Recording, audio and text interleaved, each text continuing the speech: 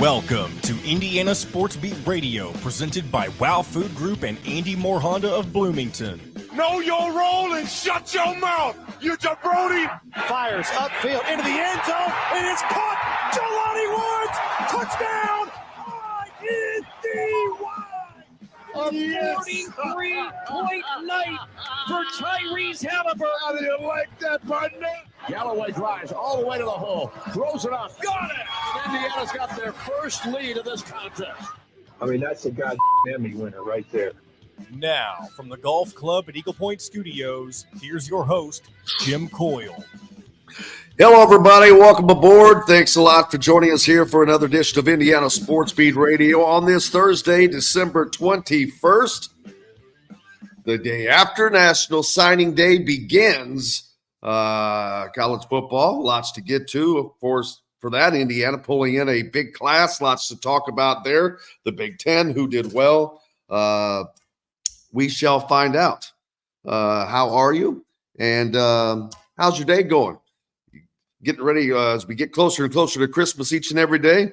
Don't forget, Indiana Sports Beat Radio, powered by Andy Moore Honda.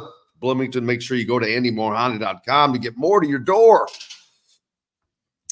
And we have got a great show lined up for you today. Our man Mitchell Paige will join us on the program today as we will talk about yesterday's college football signing day. Todd Golden from CNHI Papers, Tyler Smith from thehoosier.com as we preview Indiana basketball as they hit the hardwood again tonight. And Shannon Griffith joins us as well to finish out the day. We'll talk more IU football as they get that class underway. But we're going to also hear from Coach Curt Cignetti, who met with the media yesterday. And to say he's confident, I don't know that that's not really a word that I would use to describe how he is, what's the right words, trying to portray the Indiana football program. So good for him. And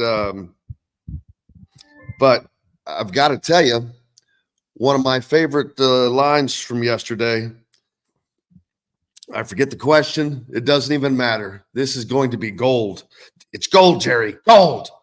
And I don't have this clip. I don't have John have this clip ready, but I hope he does have this for later. I win. Google me. That should be that's going to be a meme or a GIF or something. Man, the confidence that Curt Cignetti is showing is either going to do him and this Indiana program very well or very badly, setting yourself up to be a player in the conference, and hopefully that wins out. So there you go, Heath. How you like that? That's my new favorite saying. I win. Google me. Perfect. Someone's having a birthday, it looks like. So happy birthday, Justin. Appreciate you being with us. Fred, of course, Larry, Kevin Forrest, Heath, Jamie, Michael, Gritty, all kinds of peeps on the Andy Moore Honda hotline. You can do so as well if you're not able to follow us on radio in great places like Evansville area, 97.7 ESPN, The Ref. Always the right call up in the region. The voice of the region, 104.7, 1230 AM, WJOB. And over in Fort Wayne on Fort Wayne's only sports station, 1380 The Fan, where make sure you keep it tuned there for Caleb and Kenny in the morning. And the Sports Rush, immediately after Indiana Sports Beat Radio each day. So how's everybody doing? Indiana, 31 players signed in this haul. 7 of them are playing in bowl games. So they're either keeping that quiet for the moment. I forget how that's working out.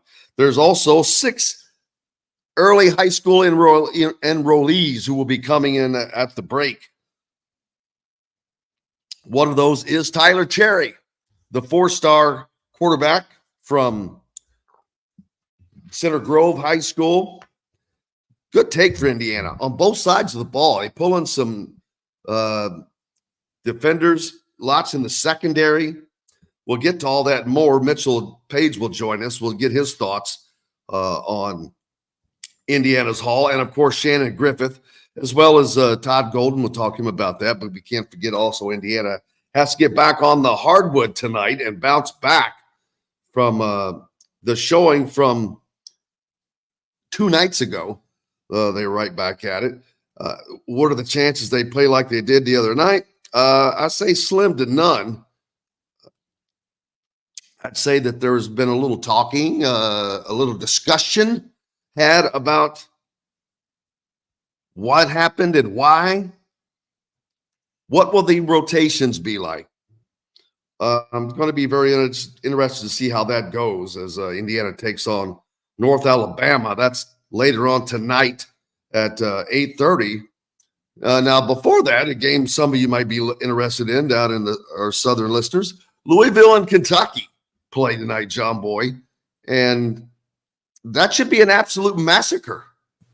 And I'll tell you what, speaking of that, if you look at a lot of the spreads they have for Louisville versus Kentucky, Kentucky's only favored by about 13.5 last time I checked.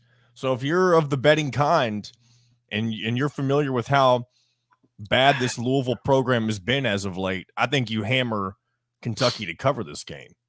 I cannot disagree with you. I don't care that the game's being played at the Yum Center in Louisville. There's talks that it's going to be a blue invasion tonight at the Yum Center. They're going to be outnumbered by Kentucky fans. Well, that wouldn't be hard to do. Kentucky has a ton of fans in the city of Louisville, number one. Number two, the University of Kentucky is 45 miles down the road. So it's not like they've got far to go. It would not surprise me at all.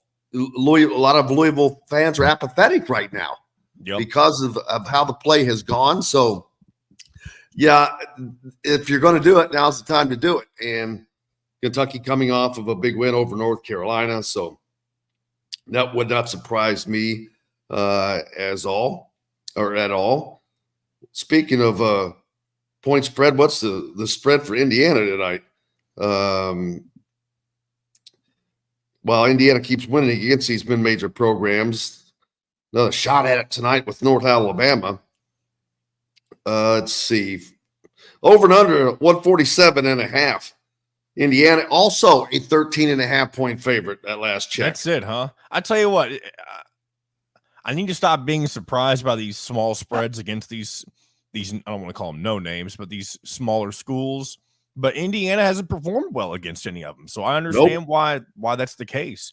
I mean, Indiana should be beating them by more than the spread is suggesting, but there's no reason to think that they would based on past results. So I understand why Vegas thinks it may be closer than it should. Yeah, but this might be a time to hammer Indiana and give up the points because it might be. They need to have a better performance. They need to play well. They need to show that, hey, we are not that team that came out without inspiration the other night and damn near got beat. But we'll see. We'll talk about that more and more. The North Alabama Lions 6-6 coming off of a 70-67 loss at Tennessee Tech on December 16th. But Indiana has that's not a lot of time to turn around in between games. If this was an NCAA tournament weekend, you may have some problems when you play the way that Indiana played the other night. But this is the second time in 3 days for the Hoosiers and the third time in 6 days against an A-Sun opponent, North Alabama tonight in Bloomington at Simon Scott Assembly Hall. It is the last game before a holiday break for Indiana, which will not play again until which plays again on December 29th against Kennesaw State. And then that is it before they get into Big Ten play. January 3rd, they will travel to Lincoln, Nebraska to take on the Cornhuskers. And another game that will not be easy. Indiana's going to have to be ready. North Alabama was 18-15 last season. Its best record in 5 years as a Division I program. The Lions were picked to finish 7th in the 12-team ASUN, a one-bid league for the NCAA tournament. 2 of North Alabama's wins have come against non-Division I competition, and 3 other wins were against sub-300 teams. So that gives you an indication of what we're talking about here. This is not a team that Indiana needs to cover this spread, to me, which the betting aspect does not have anything to do with it. I'm not talking about it in that regard. I'm just talking about for perception rule, which no one really cares about perception, but the perception of where are they, to try to get an indication of where are they, as far as a team, as far as certain particular players getting their heads back, what they're going to be able to do. You hope, as if you're a fan, I know you're hoping that Xavier Johnson can make his return, because without Xavier Johnson, I don't care what fans say one way or the other, this team cannot make the NCAA tournament. I don't think. Over the long run of the Big Ten season, you've got it right now, a freshman point guard. Gabe Cupps is doing a great job in getting better and more experience each game. But let me tell you, you're going to get on the road against Big Ten teams with experience, and it's just going to come into play. That's just all there is to it. So Indiana needs to get an Xavier Johnson back for the start of Big Ten play so they can hit the ground. Well, you can't say running, because he will. Someone mentioned, I think it was yesterday, the day before, he's going to have 5 games of rust to knock off. And trying to stay in shape while you have a foot injury or an ankle injury, that's pretty tough to do. The only thing you can do is ride that bike, but that bike only does so much. You can keep your cardio up as best you can, but there's a big difference between cardio shape and game shape. You got to be used to the banging, used to just the nuances of everything, whether it's passing, driving, whatever he offers. He's got to be able to offer that. So looking forward to a fun show today. Like I said, our man Mitchell Paige, set to join us, as well as Todd Golden here in this hour. So looking forward to it. We'll take a break, and we'll come back with that and more. We'll be right back to the Golf Club at Eagle Point Studios for more Indiana Sports Beat Radio with Jim Coyle, presented by Wow Food Group and Andy Moore Honda of Bloomington. All right, I'm going to grab my coffee. Be right back. Or hold on. Let's bring in the man, the myth real quick as I see him in the man, the myth, the legend. Long time no talk, Mitchell.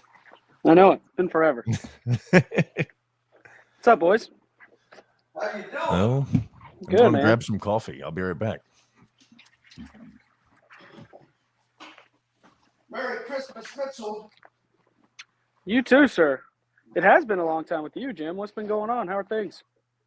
You know what, buddy? Just living the dream. I'm back in Indiana today. I know. Merry Christmas, Mitchell. Yeah. Can we get you to turn your phone sideways? Beautiful. It fills the screen out that way. I like it. I like it. How's the golf game, buddy? We finished pretty good this year. We're in a little hiatus for the winter, but we'll be back. Played in some cool tournaments, had some good finishes, so we're cool. What are you, a 0.8 or a 0.5 now? I think I got as low as a +1, but I think I'm a little worse than that right now. I'm probably somewhere 0.8 to 1. It's crazy. I'm gonna start calling you Scratchy. That's fine with me. Scratchy. I need to get down to scratch. That'll motivate me to get back to scratch. Scratchy. Are you bragging about your golfing endeavors again? I'm bragging on him. I'm bragging on him for him. I just come up with a new nickname for him. Scratchy McGuffey. What you want to talk about this morning? Well, they had a little thing yesterday called the College Football Signing Day. They did. Have you heard any of Kurt Cignetti's pressers? Yeah, a little outrageous, a little Kevin Wilson-esque. I love it. Did you see yesterday's? I've heard about two of them. I've heard about one where he was talking on Big Ten Network that he just didn't look interested in being there at all. And then there was a separate one, I think, with IU Media. Is that true, or was it only one? Yes. No, there was one, the IU Media. Yeah.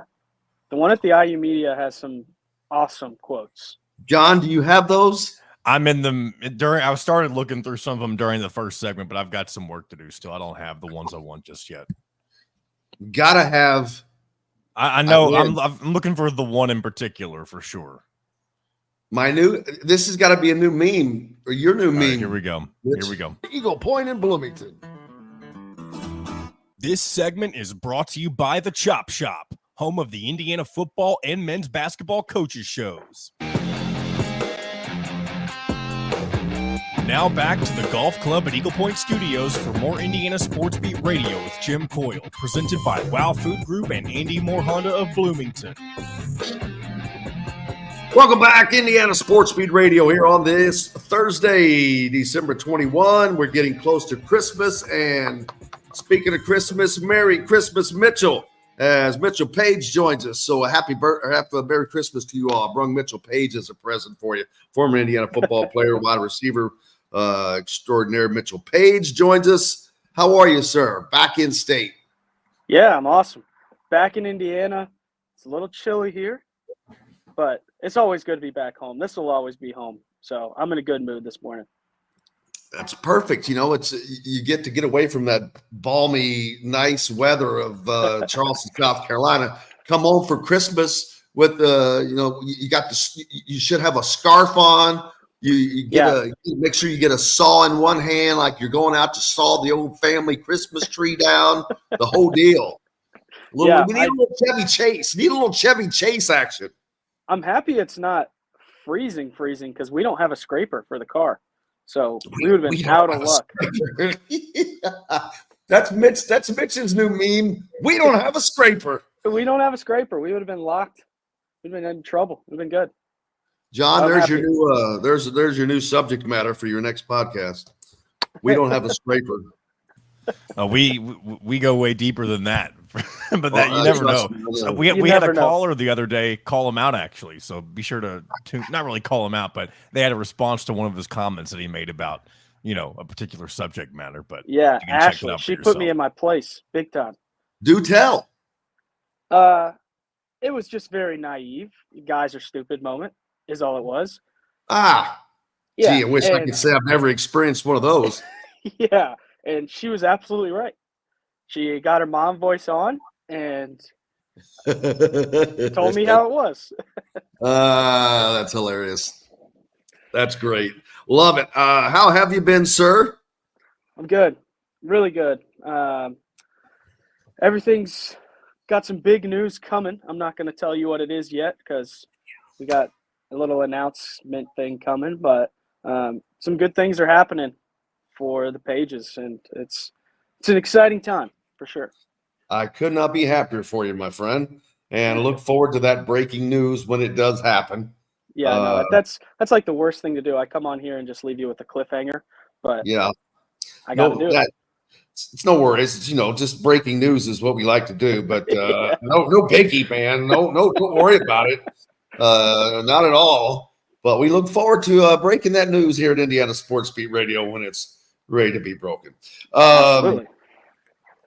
For those of you who don't know and have been living under a rock, Mitchell's a former football player for Indiana and follows them fervently, as is a big a fan of Indiana football now as anybody else is. And you'd kind of gotten, like a lot of people, down on the program. It wasn't just wasn't going in the direction where it needed to go. Indiana makes the change, obviously, to Kurt Signetti here recently, and we got our first taste of him in his initial press conference. But that was just the appetizer, baby. Yesterday we got the entrees with his comments and his quotes, and I look forward to bringing those to you. I did not see his appearance on Big Ten Network.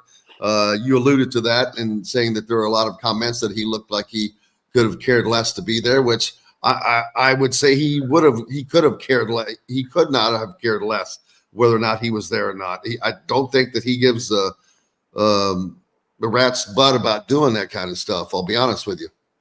Yeah, just from the two interactions I've had. Yeah, he's about business. He understands. It seems like that the media is a big part of it, especially. It's only going to become a bigger part of it as the mergers happen with conferences and the TV deals get bigger and bigger. They're going to have to start doing more with the coaches, providing more access for more content to try to reap some profit from the massive deals that they have.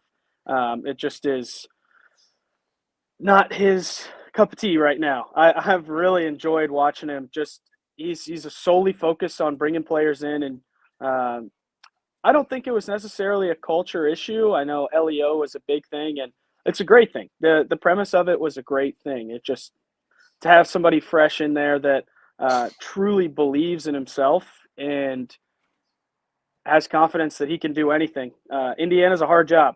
It got a little easier when we broke up the conferences and aren't playing the big three of the Big Ten anymore, but it's a hard job and a hard place to win. So I think you need somebody with a little bit of, I think cockiness is the wrong word, but at least in his press conference yesterday, a couple of them, it felt like confidence was the move of the day. I'm going to beg to differ there. I think it went above and beyond confidence.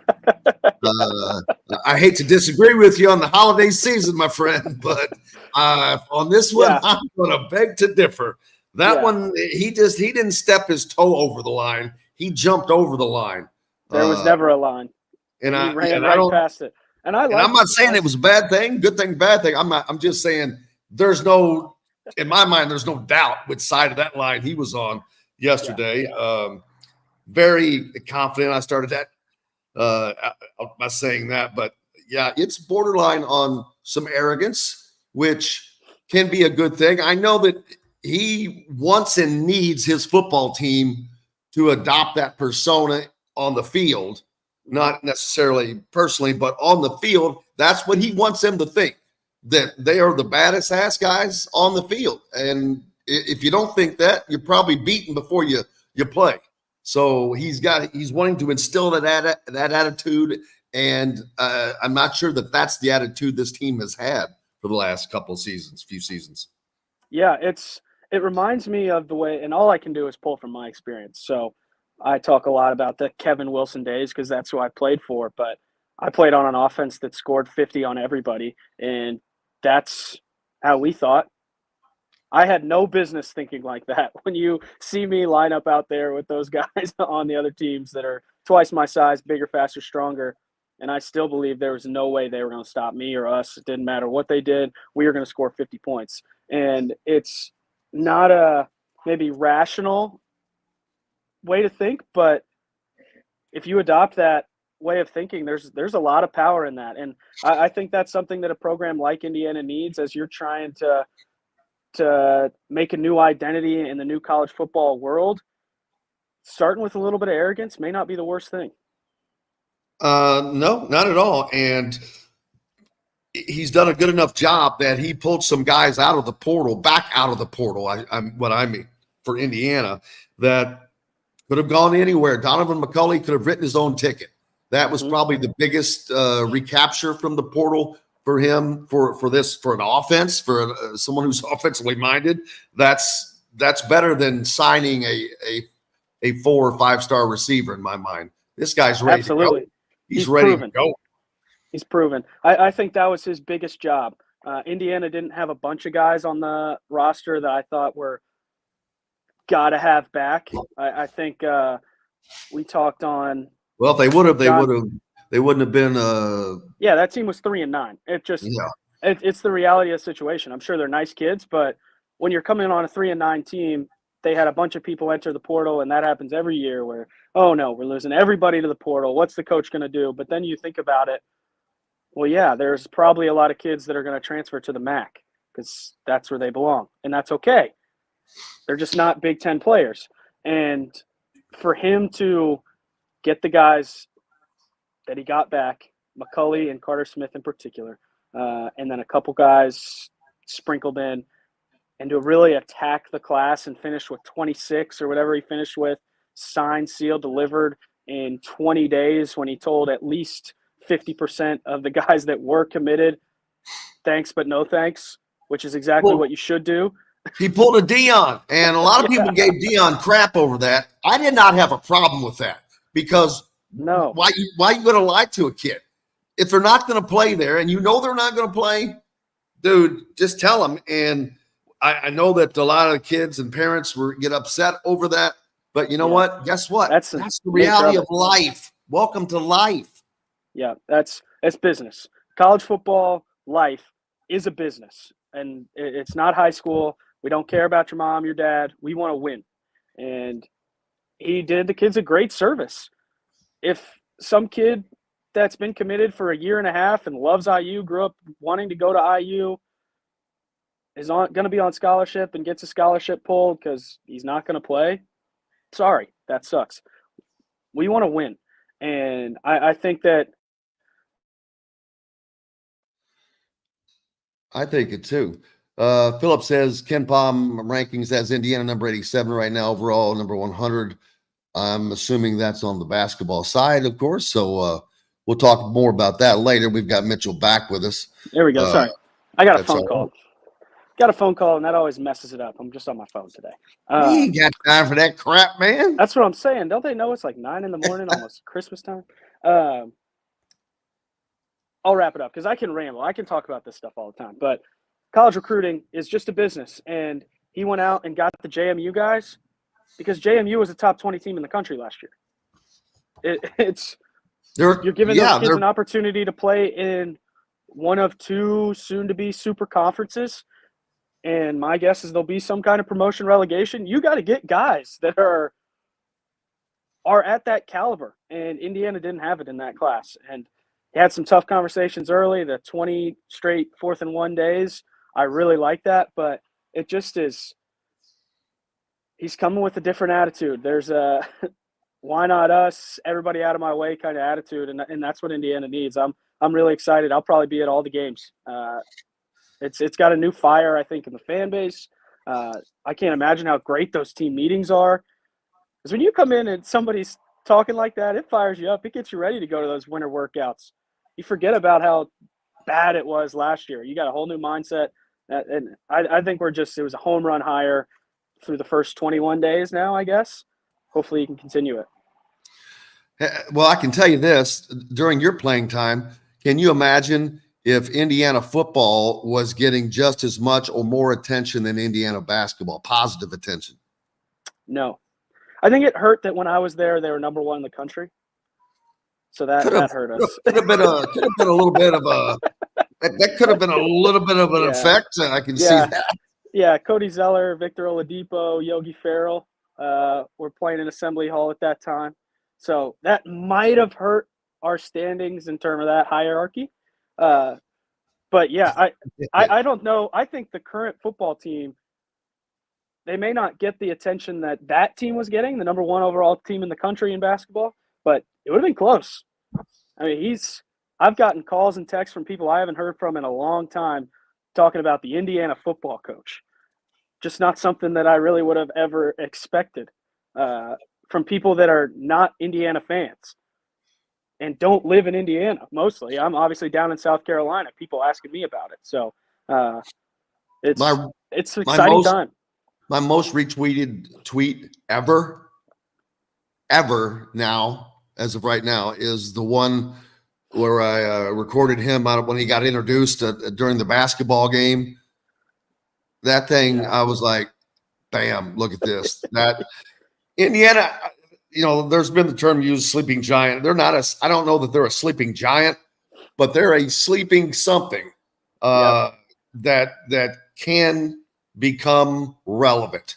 We've seen them be relevant not that long ago.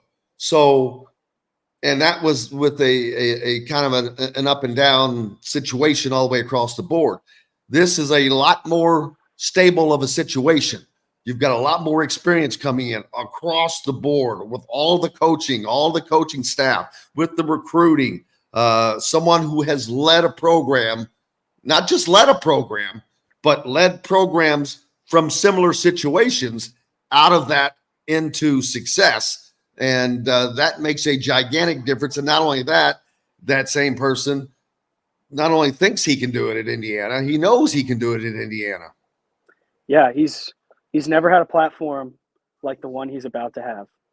He's in a place where you don't have to play the monsters in year one. You don't have to try to compete with them in the first game of the season on College game day. Like that, it's always been a much harder job than it is right now. There's never been more money. There's never been bigger TV deals. There's never been more exposure to the program. Never been a time for Indiana to really take a massive, massive leap. They're not starting from scratch, but it feels like this is an opportunity for kind of a clean slate. What you did in the past doesn't really matter. This is a new college football world. And like I said, we talk in tweets. I tweeted when they hired him, he feels like a guy that gets hired by a Texas A&M or a Florida or one of those big name programs just because of his pedigree. I mean, when he ends, I don't even know if he ended his press conference, but at some point he got asked what his pitch was. At some point he got asked what his pitch was to recruits. And for him to say, pretty simple, I win, period, Google it, is one, probably the coolest thing I've ever heard in my life. I was ready to go put on a helmet, but it's true. His resume backs that up. So, man, it's just, I'm going to keep saying it because I feel like there's a new light. Like my face has more color. I'm just everything. You are glowing. You are glowing.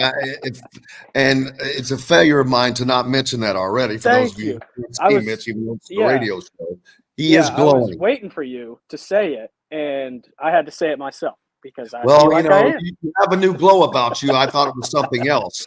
So no. You never can know. But yeah, thank you so much. It's been a fun time seeing you. So I'm looking forward to. I'm thinking maybe the Mitchell Paige postgame show next year. If you're talking about coming to all these games, I will. I'll be at probably every home game. That will be awesome. Right, well, we have to look into possibly doing that. That would be a fun time. The game. I'm already thinking about Indiana and Washington. Washington comes to Bloomington next year. Yep. That's going to be one to circle on the calendar. Yeah, I'm happy that Penix is not coming. I think that, of course. Yeah, other than him just being a phenomenal football player, I just not having to deal with the emotions of that. Like I wanted him. I've never watched the Heisman Trophy ceremony before, never. And I was watching it every second, living and dying with what everybody was saying, hoping he would win the Heisman. It's such a weird emotional thing when you've got a guy like that you knew had so much talent and just couldn't stay healthy, mostly because we couldn't block for him.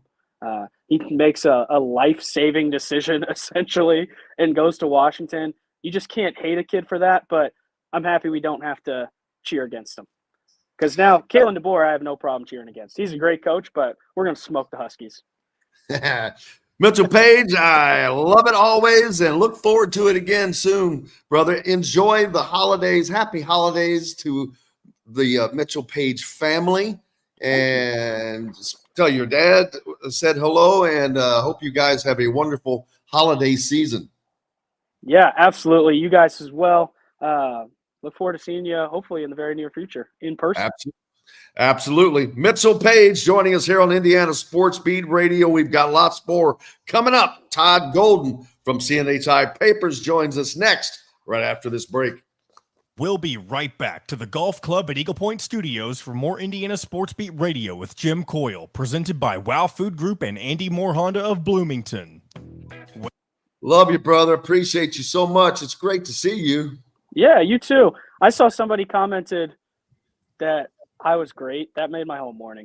I don't even know who it was. I'll find out. I saw it a second ago. That was so I nice. put it up. I put it up. I saw For you you, put it it was up. Kevin. I wasn't looking at. Yeah, I wasn't looking in the comments, and you put it up. I want you to know that made my morning. You sound surprised, but thank you, I Kevin. am surprised. It's boring. Yeah, make sure you say thank you, Kevin, from me. Well, you just did. He can hear you. Oh, okay, perfect. Thank you, Kevin. He's down in Jeffersonville. Absolutely. The man, the myth, the legend. Thank you, sir. Well, You go guys have an chop that awesome day. that Christmas tree down there, All Chevy. right, that's the plan. That's the plan. All right, man. Have a great day. Hey, Mitch. Thanks, buddy. Good morning, Mr. Golden. What's going on? How are you, brother? I'm all right. How you doing? You know it. I win. Just Google me. Yep. Jim, are you the one who asked the question that triggered that response? Nope. No, I was. Who was it? It was you, me. Todd? Yeah, it was me. I bet that threw you for a loop. Yeah. I mean, it did, but It won't anymore. I'm not going to be a big. It's hey, people loved it, so Oh, good for him. I have Indiana pulled fans up are now, by the definitely way, Jim, loving if it. you do need to want to reference his voice saying it, if you do, especially since Todd's on with us and he's the one who asked the question. So go ahead. Yeah, you can play it. Perfect. yeah, but yeah, you just all you gotta do is let me know you want to play it and I'll hit Oh, I definitely will play it, especially with Todd on here. it. Yeah.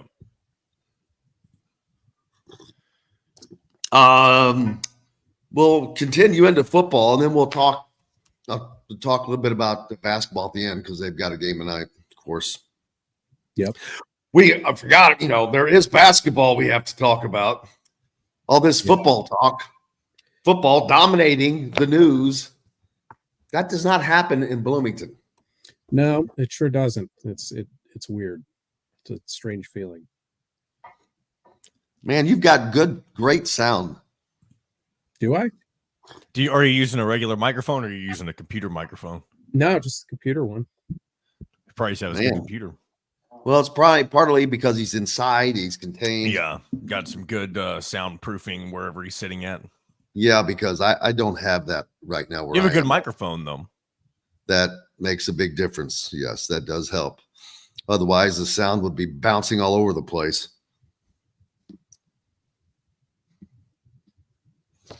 I win. I'll go ahead and pull Google us me. back in. Yeah, that's right. Google us. And one to remember, planning a great event shouldn't have to be stressful. Whether we quote you just for catering or a total event package, you can trust that you're making the right choice with Garnish Catering. Visit garnishcatering.com. That's garnishcatering.com. Garnish Catering is a proud partner of Wow Food Group.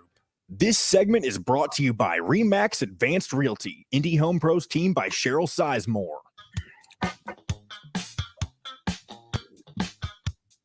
Now back to the Golf Club at Eagle Point Studios for more Indiana Sports Beat Radio with Jim Coyle, presented by Wow Food Group and Andy Moore Honda of Bloomington.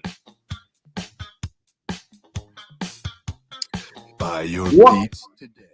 Wow, we get a little funky today. John getting a little funky for the holiday season. All right, I dig it. I dig it. Speaking of getting funky, let's get funky with our good friend Todd Golden from CNHI Papers. Wherever you are, if you're in the Anderson area, Jeffersonville, New Albany, man, you guys are all over the place. Terre Haute, Irwur, Kokomo. Border to Todd- border. What's that? Border to border. We're out Border there. to border. That's like Indiana sports speed, baby. Yesterday, we've been talking about Indiana football, and it is college football signing day, and that should be the case. That is the case at most schools, but that has not been the case in Bloomington.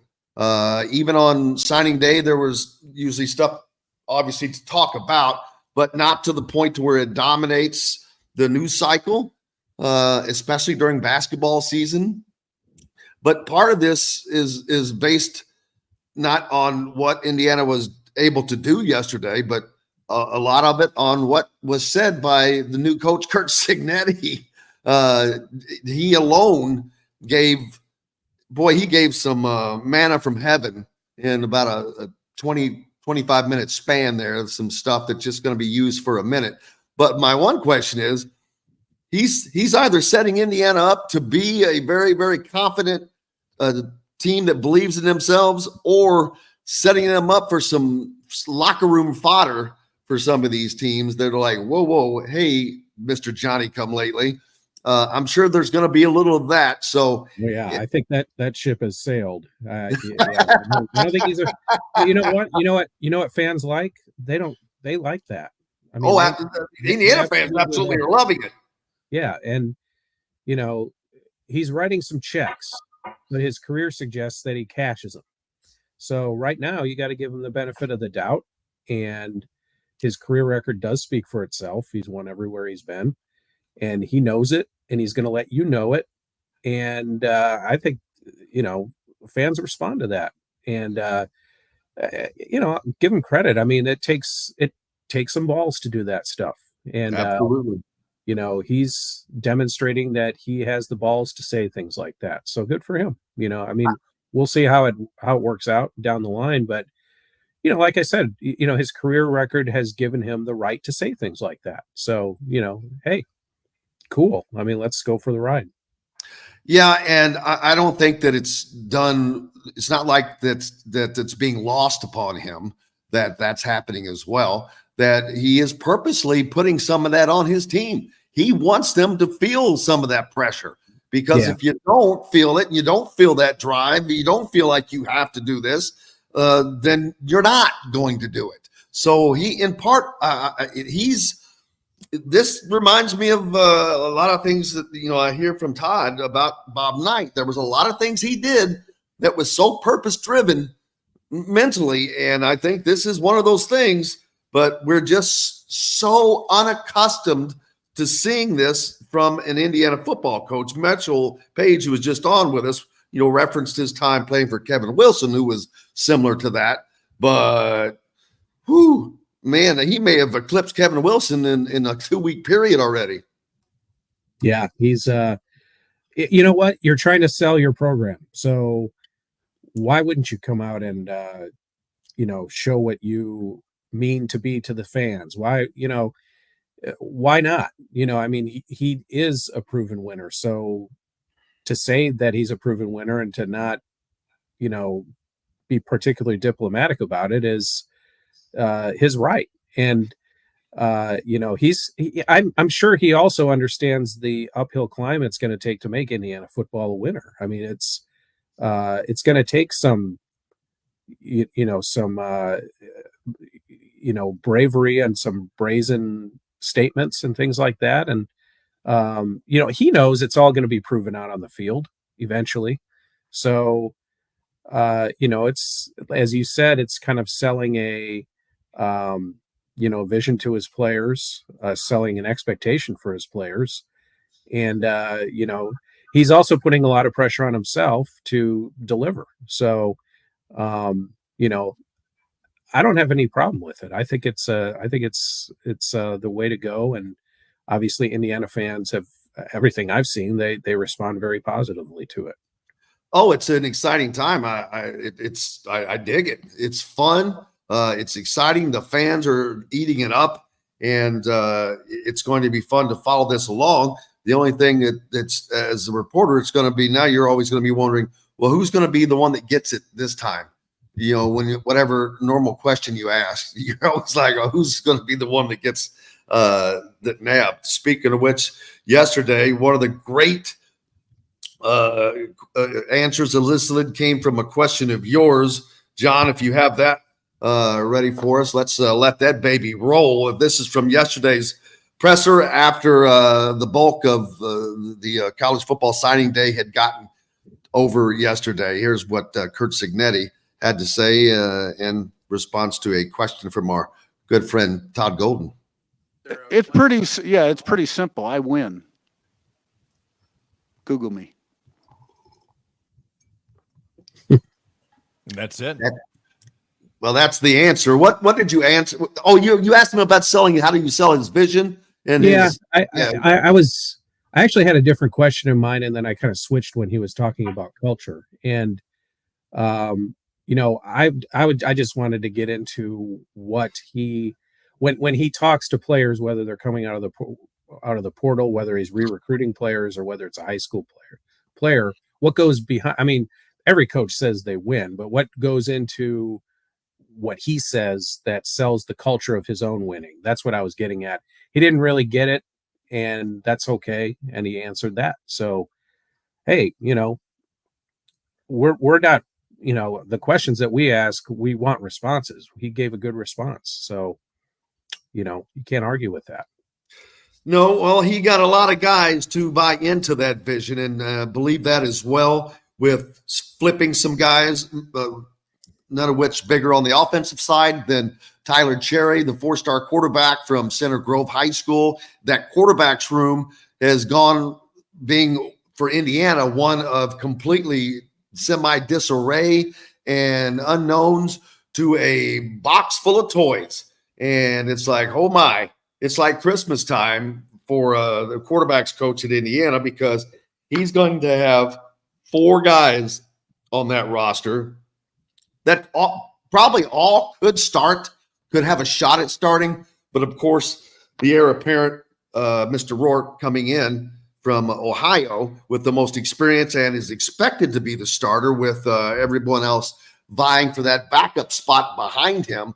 But man, this is going to be a situation where you're going to see guys transferring from Indiana, because there's no way that a quarterback's room like that can be kept intact going forward year after year, I think. And that's fine, because that's what you see happening at bigger programs. And that's what you need. You need guys that are good enough to where they're able to legitimately challenge for these positions of great importance, like quarterback. Yeah, well, that's just the price of admission in college athletics anyway. I mean, you're going to have to go into every season wondering, you're probably going, even good programs are probably going to have to replace at least a third of their roster. And very oftentimes the quarterback spot is going to be right in the bright lights, because quarterbacks want to play. They don't want to sit around and develop. Unless they really buy into a team's vision, or, they have other reasons to stay at a program, they're going to be hunting for their playing time. And so,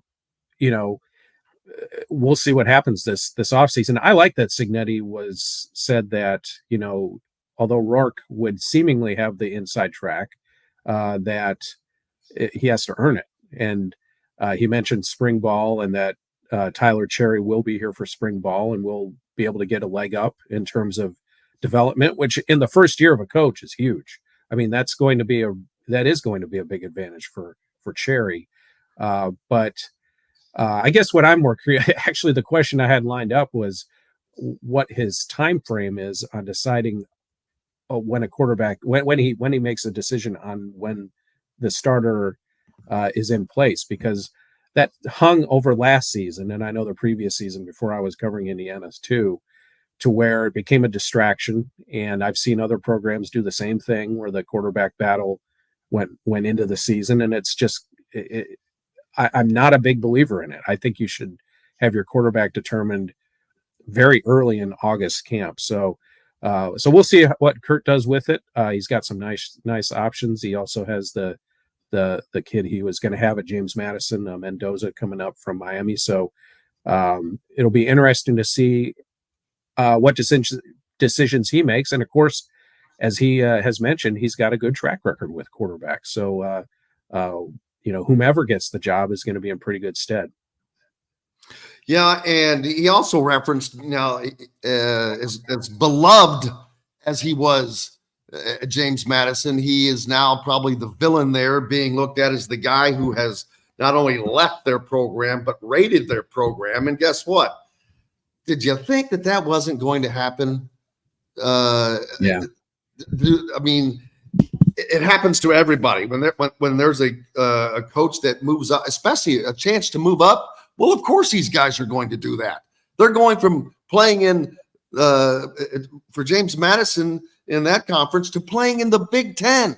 to playing against Michigan, Ohio State, Washington, 2 teams that are in the college football playoffs right now. So, of course they are if they have that opportunity. And why would you blame them? Why would you hold that against them? So but I get it. It's, a program like that. Man, that's where things are hard for those types of programs, whether it's Buffalo or James Madison. Man, you catch lightning every now and then. Well, guess what? That could happen to Indiana 5 years from now. It has happened to Indiana. I mean, happened to Indiana a couple years ago. I mean, look who's playing in the college playoff right now. So Indiana fans know what that is like. I mean, it's just with the transfer portal, that's just the way it is. Players are going to move on.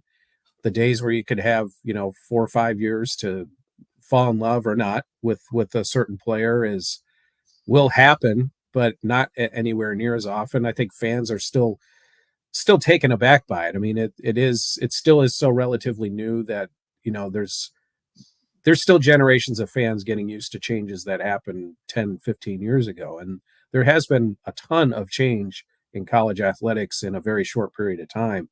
And so it's jarring. And, if you're a fan of a program like James Madison, which is a mid-major in the sense of football, I've covered mid-majors before. It's hard to see your players move on to bigger and better things because you want to hope that you have the culture to hang on to them, but it doesn't. Culture is important, but NIL money and things like that. Hey, if I were a college athlete, would I be hunting for my NIL money? Yes, absolutely, I would. I think anybody who's in real life has gone and taken another job for more money or anything like that can totally understand that. So it's the way it is. And we'll see if not just Kurt Cignetti, but all of Indiana's coaches can navigate it properly. Absolutely. And he says that's one of the things that they're definitely going to do. And why not? As you look ahead with the guys that he has pulled in, the guys he was able to retain, that's another big job of that. We talked about that just a minute ago with Mitchell. His biggest recruitment that he landed was Donovan McCulley. Getting him to come back out of the portal, that was gigantic to add with what he has been able to put together. And with Geno Sunseri, that's going to be probably a fun and dynamic offense. Not only that, you get a couple of running backs to transfer in addition to keeping one. You're adding some things on the offensive line. Bob Bostad, there's some guys I saw they pulled in from Wisconsin. So they're really trying to put the pieces together to have a solid offense. Yeah, definitely. I mean, getting Donovan McCulley back was the biggest win of the offseason as far as I'm concerned. Of course, he's the one we know. Some of these players that have been recruited, you can look at a recruiting rating and all that, which ultimately, we'll see if those pan out. But we know what we have in Donovan McCulley. He was dynamic at the end of once Brendan Sorsby was quarterbacking, Donovan McCulley's game went up with it. And spectacular receiver, great hands, obviously can jump and has some speed. So it's a great foundation stone for Kurt to get his offense going, and obviously with whomever the quarterback ends up being, a hell of a target. So to me, that was when that kind of came down the pike last Friday, that was regardless of whom else he got in the class, you knew he was going to have somebody solid to build around in terms of his passing offense. Heath off of the Andy Moore Honda hotline says, how do we know the JMU transfers are capable of being Big Ten players? Because they win. Just Google them. Well, yeah, we'll see. I mean, that's a legitimate question. I mean, we'll see how that pans out. I mean, we had, the one player I could think of from Indiana's roster last year who came from not James Madison's level because they're FBS, but who played at a higher FCS level was DeQuise Carter from Fordham, right? And he wasn't spectacular, but he was competent. So, we'll see. I mean, that is a legitimate question. We'll certainly find out. Yeah, they're not going to be ranked really high in the Big Ten, I'm sure, because you're going up against a ton of schools who are already had their recruiting in place and all of that. But what's up next for you? Oh, well, we have basketball tonight, right? Right. So that'll be North Alabama tonight. We'll see if the basketball team can not give everybody a heart attack like they did on Tuesday night. Morehead State was. I'll tell you what. Indiana fans breathed a sigh of relief, probably not very happy with that performance, and I wouldn't blame anybody for not being happy for that. But imagine being a Morehead State fan coming out of that one. Oh, that's a gut punch. I mean, I went back. I call it Never Daunted. I do a blog the morning after each basketball game that I cover, which is almost all of them. And I went back and looked at all those shots that Morehead State missed in that stretch where they missed 9 in a row. That kind of opened the door for Indiana to come back.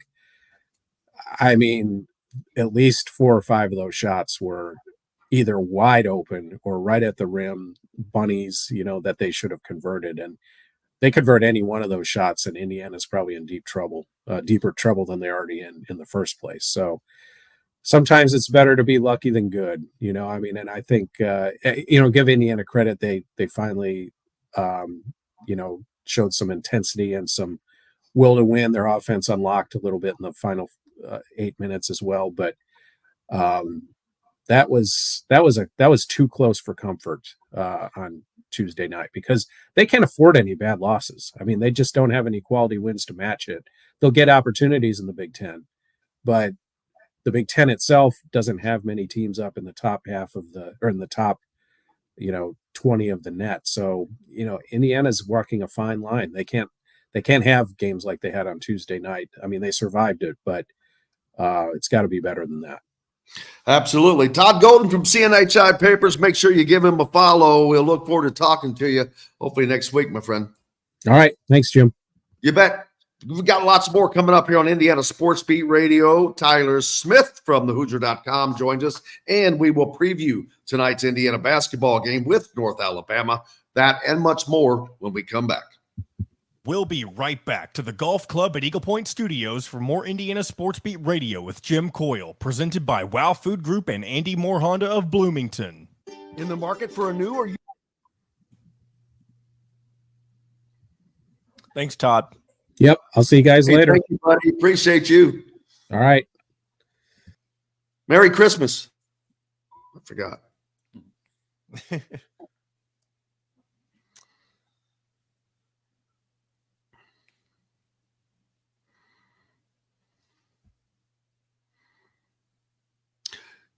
Good day, sir.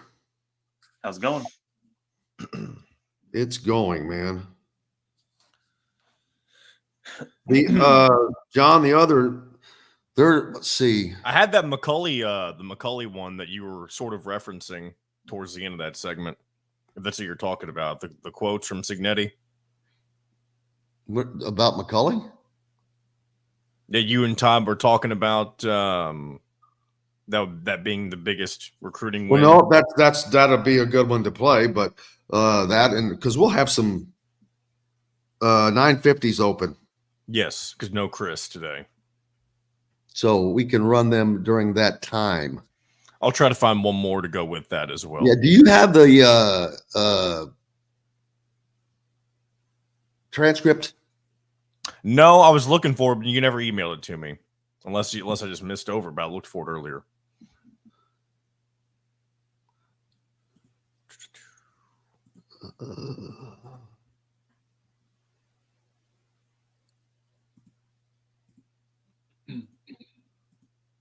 Here we go. Yeah, there we go. Make it easier for me to find good stuff.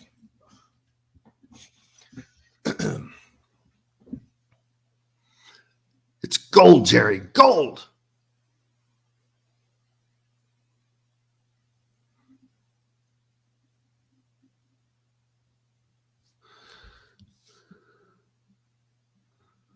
I'm looking over this transcript. I'm not ignoring you.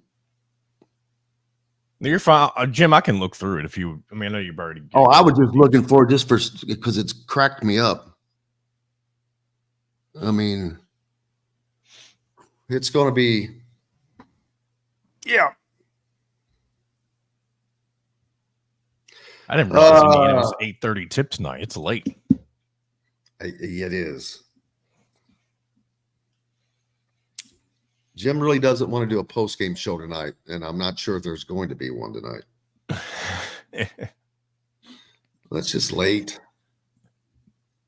All right, here we go.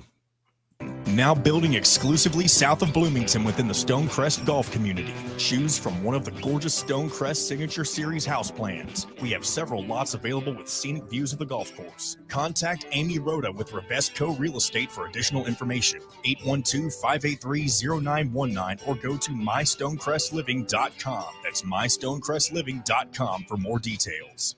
This segment is brought to you by Hank's Pizza Mac. Now back to the Golf Club at Eagle Point Studios for more Indiana Sports Beat Radio with Jim Coyle, presented by Wow Food Group and Andy Moore Honda of Bloomington. Welcome back, Indiana Sports Beat Radio here on this Thursday, December 21st. We're only 4 days from Christmas. Hope you've got my present picked, wrapped, shipped, ready to go. Tyler Smith joins us from thehoosier.com. Indiana basketball coming off of maybe their best performance and worst performances of the year in back-to-back games, a game in which they nearly knock off the number 2 team in the country and follow that up nearly being beaten on their own floor by the number 200 team in the country. Quite a stark contrast of play within a week. Yeah, pretty wild 4 days.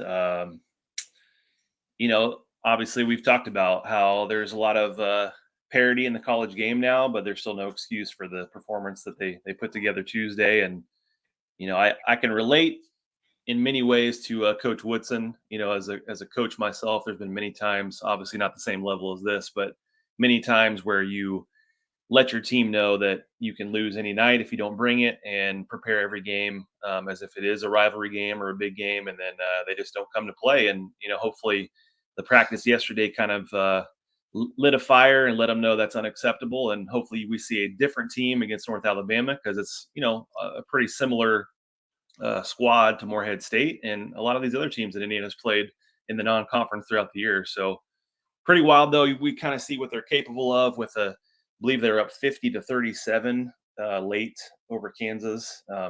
Everything was clicking. And then obviously, complete opposite on Tuesday. So pretty wild 4 days. Yeah, and the play of Indiana's starters was what drew the most ire, because it was the first game after playing Kansas, like I said, a game in which Mike Woodson went away from what he has been doing the last 2 years with his substitution patterns, and not really the last 2 years, this year more so than last, because last year he rode Trace Jackson Davis and Jalen Hood-Schifino a lot, and he got back to that in the Kansas game with his best players playing them more minutes than he had been doing so, and they just did not perform against Morehead State.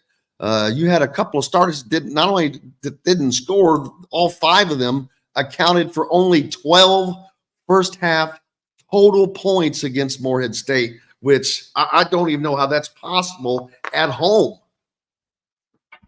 Yeah, especially when that's coming right after people like us and media and the fans and people that cover the team were talking about how well the starting 5 were playing together, and how they should shrink the rotation, and did work against Kansas. He mentioned a couple guys might have got a little gassed in that Kansas game, but yeah, it's unfortunate for the very next game for the starters to kind of lay an egg when the net rating, all those, analytics, all those ratings throughout the season, that first 5 has been a net positive and played really well. It's when you get the subs in that things get a little wonky. So that'll be interesting to see tonight's game and moving forward, how that all works out. I'm hoping that when Xavier Johnson comes back, if and when he does, hopefully in a few games, I would personally, shrink the rotation to having, Cups and Walker and Banks off the bench. And then at this point, unless they step it up, I would only play Gunn and Sparks in moments of, guys need a quick break or there's foul trouble or injuries. Otherwise, I would shrink that rotation to 8 players.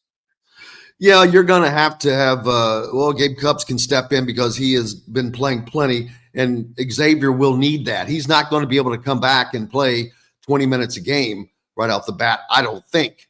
We'll have to see, but I would think that they would really bring him along. But of course, you can't baby him too long, because when he returns, I'm going to assume that's going to be at the same time as Big Ten play resumes in Lincoln at Nebraska. Yeah, schedule will get crazy from there with the Big Ten slate. Indiana's fortunate to have that 2-0 start. I was thinking too with that game that obviously no one's going to be too optimistic about. They're going to have bad feelings towards the Morehead State game. We could look back on that game later in the year and think how important it was that they did get lucky enough to win. Because as Todd was saying, they don't have any big wins on the resume, but they couldn't afford a bad loss. I don't have one of those yet either. So, yeah, I think as far as X goes, will be a bit of a time where he's got to get his conditioning back up and also kind of test the foot, the ankle, make sure that he's good to go, because this team could really use him for the stretch of Big Ten games. Yeah, tonight's opponent, North Alabama, 6-6 on the year, and they have not looked impressive, to say the least. So this is what you call a good old-fashioned get-right game for Indiana, and they need to do that. They need to get out. They need to bum rush North Alabama, and I don't mean for them to win. I mean for their own mentality. They need to come out and have the mindset of hitting the floor and playing hard now until you come out of the game. Mm-hmm. And that is something they just didn't have in the last game against Morehead State. Part of that was due, I'm sure, to the loss to Kansas. But you know what? Indiana didn't get upset in that game. Indiana didn't get beat on a last-second shot in that game. Indiana got beat because they turned the ball over and didn't hit free throws in that game. Yeah, they need a game tonight where they're playing for 40 minutes right from the tip, a lot of energy. As Anthony Walker said, create their own energy, and he said they will the rest of the year. And it just needs to be a good night where they respond, where it's kind of a game where you exhale and say, okay, we had a rough one Tuesday, but we're ready to go now. They're 13.5-point favorites. They've only covered the spread a few times all season. It'd be nice to cover that and really have a game where there's no doubt. North Alabama's, as you mentioned, not very impressive, especially on the road. They're 1-5 on the road. They do have a couple scorers. They got a couple guys that shoot near 50 from three, and that's not even their top two scorers. Their top two scorers like to get to the rim. So they're capable, but every college team is capable of scoring if you don't come out ready to guard. So hopefully they come out ready to guard with a lot of passion, energy, and put them to bed early and kind of exhale for the rest of the schedule. Yeah, North Alabama, Ken Palm has them 225th. Their net ranking is 226th. So we'll see if those guys are another group that come into Assembly Hall and are able to ignore the surroundings and trappings of where they are and play up. Morehead State didn't care where they were. They came in looking to win and to beat Indiana the other night and damn near did it. Now, this is not a team that's as good as Morehead State was. I'll grant you that. So this should be a game where Indiana can get back onto the good side of things, especially they've got one more game after this before they get into Big Ten play. And that first game, man, it's on the road and it's at Nebraska, and it's going to be a sneaky game. We'll talk about that when we get to it. I know it's a few games away, but just looking ahead, you hope that Indiana does have Xavier back by then. But is it going to take – what will that do to the offense? It's obviously will speed it up a little bit, because right now, as Todd Leary has pointed out on the postgame show, Gabe Cupps is just a guy who brings the ball up the floor for the most part.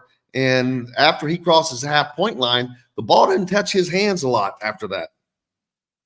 Yeah, it gives them another threat, gives them a lot more experience. I think on both sides of the ball, Johnson is a help. Obviously, fans know, there's kind of an up and down career for him as far as, occasional turnovers, occasional, games where he's not shooting well. But this team definitely needs him. And I was thinking, just yesterday, the thought that, teams are starting to defend IU a little differently. They're starting to really pack in and double, whether it's wear or renew. And Johnson gives them that additional playmaker and passer as well. So if they get doubled and he's the first one that gets the kick, he's going to be able to facilitate a little better, because you watch some film and you see that, the teams have really tried to take out wear, and it's really impacted the rest of the offense. So it's going to be faster. Another shooter. He's 5 of 10 from 3 so far this year. So it gives him another threat. And he does a lot of little things well. So it's going to be important for him to get back. Absolutely. And Indiana has also, they still seem to be seeking their identity. I know that they're an inside out team. Everything is still running through the middle, whether it's through Kalel Ware, who has not been very productive. I wish I should have pulled his stats up for the last couple of games, because over the last 2, maybe 3 games, he has really had a poor performance from the field. I think he hit 3 shots in the last game or 2, and it was the same the game before that. So he's had some rough goes of it here of late from the field. Pulled down 15 rebounds was that the last game or the Kansas game? But so it's not that he's not active, but teams are going to focus on Kalel Ware. He's Indiana's leading scorer. Of course they are. Indiana's going to have to learn how to deal with that, and he's going to have to learn how to deal with that. Yeah, it also doesn't help when Renew's in foul trouble, so they can really focus on Ware. He went 3 for 8 last game, and did go 4 or 5 from the line. But as that happens, it's one of those things where teams make adjustments, and you're going to have to prove that you can play in different ways. And so, again, that's why I think Johnson will help in that regard. But Indiana did take 16 threes, believe it or not, against Morehead State. So when they would kick it out from those doubles, they were shooting, but only connected on 3 of them. And I know it's been bad. Everybody knows it's been bad, but I was looking at the stats today and realized that there's not a single Hoosier that is even averaging 1 made 3 a game this season through 11. Their top 3-point shooter as far as makes is Mbaka with 8 made 3s in 11 games. That's just unheard of.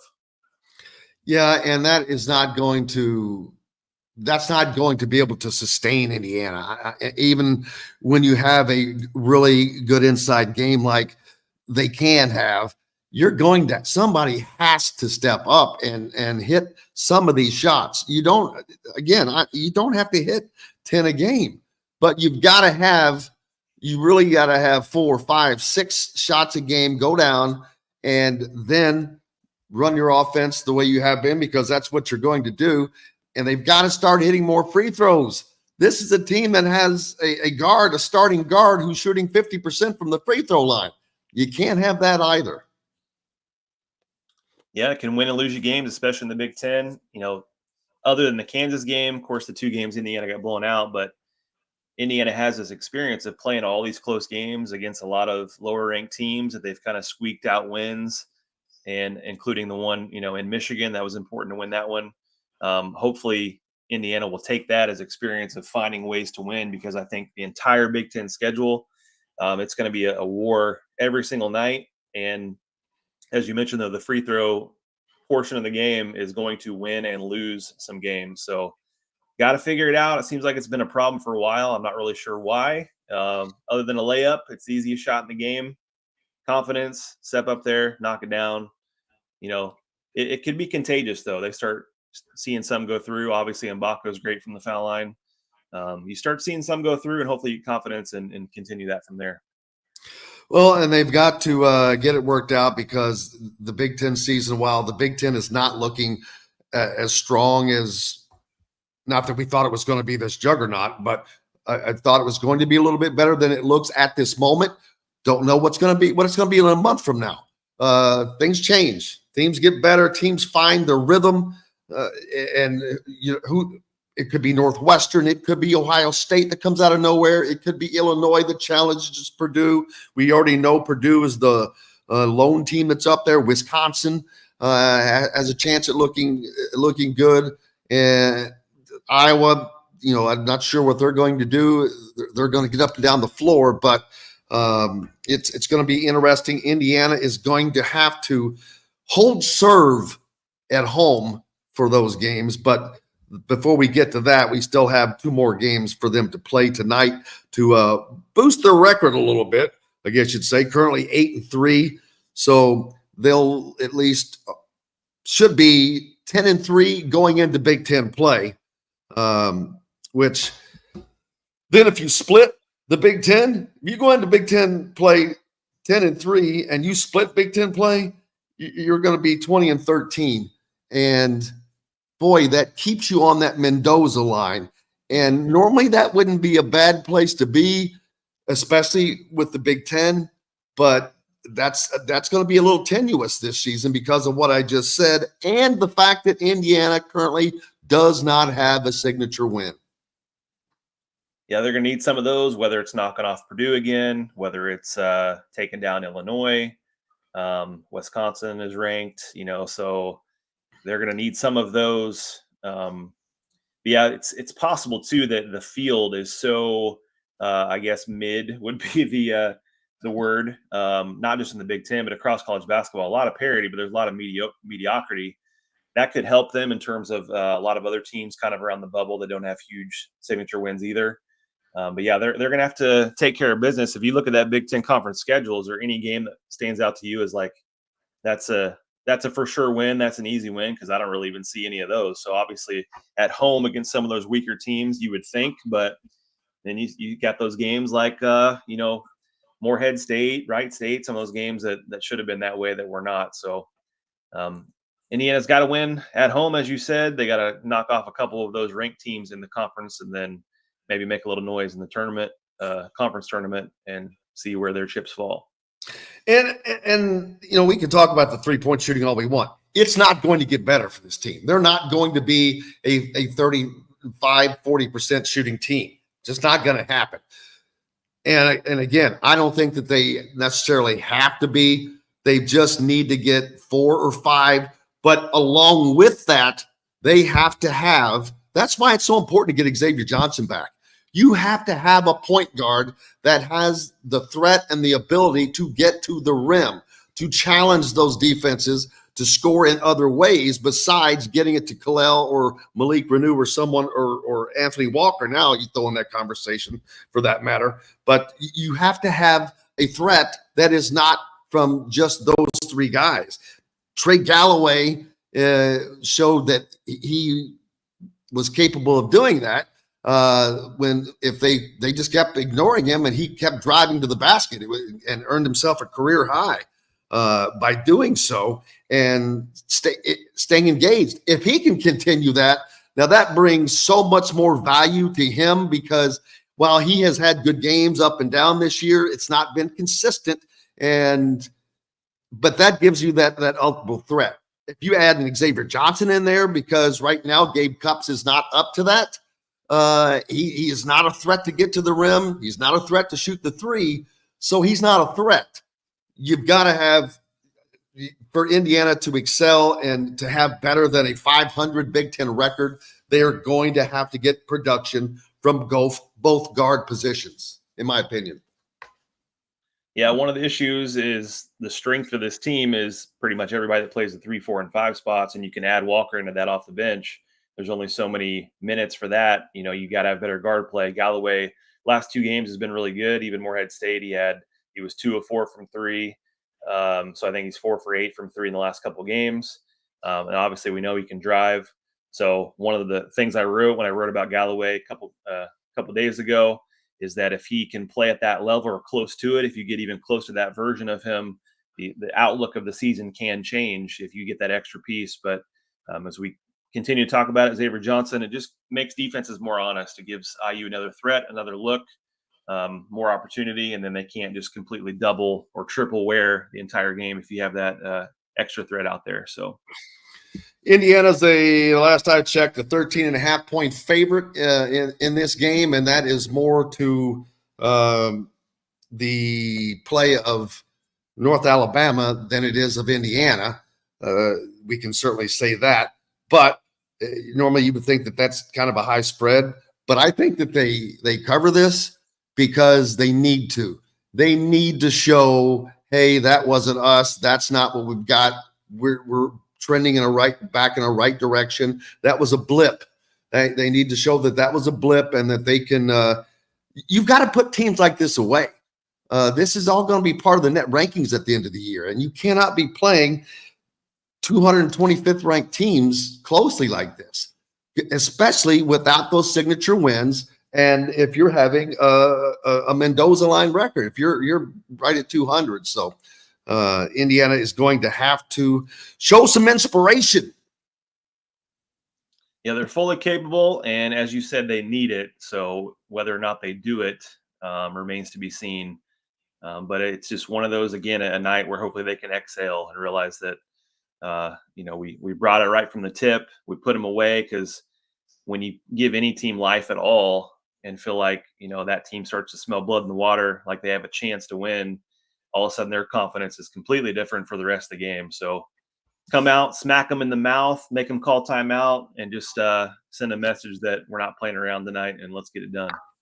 Absolutely. Tyler Smith from thehoosier.com, where you can find previews for tonight's game, a live game chat, all of that and much more. What's coming up? What do you have there for the folks over at thehoosier.com? Article I wrote yesterday talks about more questions than answers right now for Indiana, and there's a lot of questions that fans have expressed some frustration of kind of direction and where things are going. Give that a read, and then hopefully some of those questions will be answered in the near future. And we're looking forward to these couple games that I've been writing have been probable tune-up games that we thought Morehead State was as well before the conference. So a lot of fun stuff coming up. Look forward to it. Go to thehoosier.com for all that. Give Tyler Smith a follow as well. Appreciate you, brother. We'll talk to you on the flip side. Sounds good. We've got a little more coming up here on Indiana Sports Beat Radio. Shannon Griffith returns to talk to us. We've got some more football to talk to. Well, not just Indiana. We'll talk about the Big Ten in general and who did what. Did the rich get richer? That's usually the case. We'll be back with all that and more from the Golf Club at Eagle Point Studios. We'll be right back to the Golf Club at Eagle Point Studios for more Indiana Sports Beat Radio with Jim Coyle, presented by Wow Food Group and Andy Moore Honda of Bloomington. Shannon's going to join us earlier. He is? Because he just messaged me earlier asking 10 o'clock question mark, and I said 10:10. And he said, okay, see you then, or something like that. I just sent him a text. Man, you gotta stop sending the mixed messages. I mean, I guess you didn't know he was reaching out to me, but he's probably confused. He's not confused. I just told him. It makes me look like I don't know what I'm doing. Whoa, relax. I'm not getting angry. I'm just expressing why I'm frustrated with it. Well, if you let me finish, what I'll tell you is I let him know that our guest for 9:50 canceled, and that he wanted to join early, he could. Okay. I just don't like when it makes me look bad, because he did reach out to me, and then you're telling him something different than I did. Well, maybe you didn't have the information that I had. It's no biggie. It's all right. Chillax, man. I'm not mad. It's the holiday season. It's usually me being calmed down. I'm the one that has to be the one being calmed down.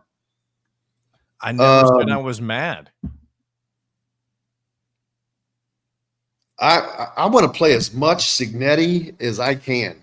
I've got the McCulley clip, and then I've got one more, and it's the one about him talking about. He said he wanted to be head coach since he was in third grade or something like that. Let me pull this. I mean, there was some, and that here's that I win. Google me. You might as well keep that handy. That's going to get a lot of play. Yeah, we'll use that in the future. You know what? That may have to become part of the new. I was thinking the same thing, and I think one thing I would love to put it in the show intro, but here's my fear with that: if it ends up not working, like if they're just not good, which I don't think that'll be the case, then that would be silly. But I was thinking if they become good next year, then we put that into the intro. Maybe. No, it's good because it's funny. I mean, no matter what, I think it works no matter what, just because it's funny. Okay, if it maybe works, I'll because maybe he's I'll either just put it in pathetic there. or it looks dumb. Either way, I think it works. How are you, sir? Yeah, you can Google me. Yeah, I win. Google me. Oh my goodness. Yeah, I told my I kind of get a kick out of that because my wife one day kind of made a comment to me about who do you think you are in an argument of some sort. And I said, Google me. All right, here we go, guys. Here we go. Baker and Fish House, no matter where you live. This segment is brought to you by Reynolds Family Dentistry in Sellersburg.